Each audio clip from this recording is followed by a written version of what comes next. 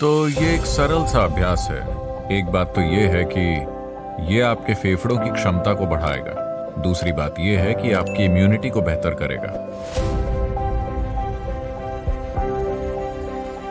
इसमें यह शामिल है कि आपको अपनी जीभ को पूरी तरह से बाहर स्ट्रेच करना है, अपने मुंह को पूरी तरह से खुला रखते हुए, और फिर जितनी ताकत के साथ हो सके सांस अंदर लें और बाहर छोड़ें, पेट को झटका दिए बिना, लेकिन ताकत के साथ अंदर लेना है और बाहर छोड़ना है, सांस अंदर भी और बाहर भी 21 बार। और जब ये हो जाए, आप अपनी जीभ को ऊपर की ओर घुमा लें। इसे उतना पीछे ले जाएं जितना आप ले जा सकें। तो अपनी जीभ को पूरी तरह से घुमा लें, ये खुद से जितनी ज्यादा से ज्यादा पीछे जा सके, इस तरह से।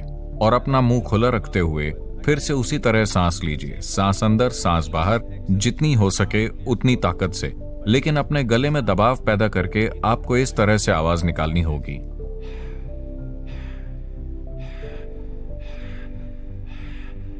आवाज आनी ही चाहिए। यह महत्वपूर्ण है कि आप गले में, अपने गले के गड्ढे में दबाव पैदा करें और आवाज निकालें।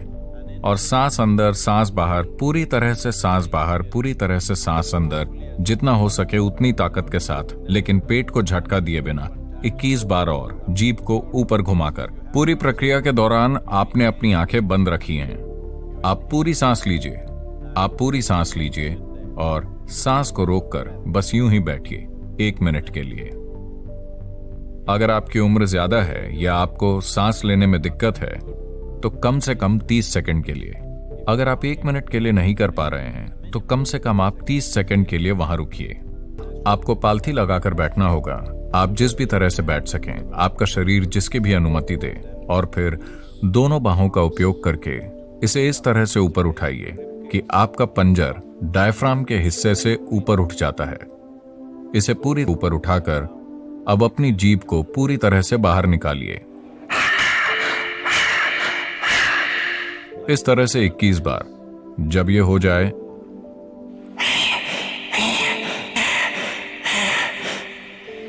इसे भी 21 बार करना है और फिर अपना मुंह बंद कीजिए।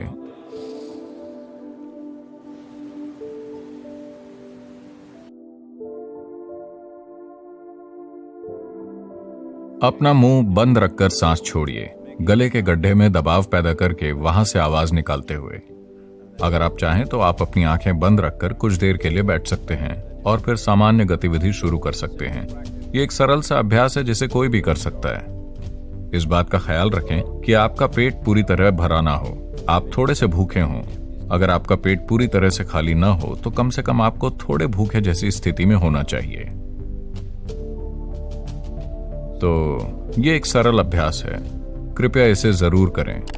यह आपके लिए बहुत फायदेमंद होगा।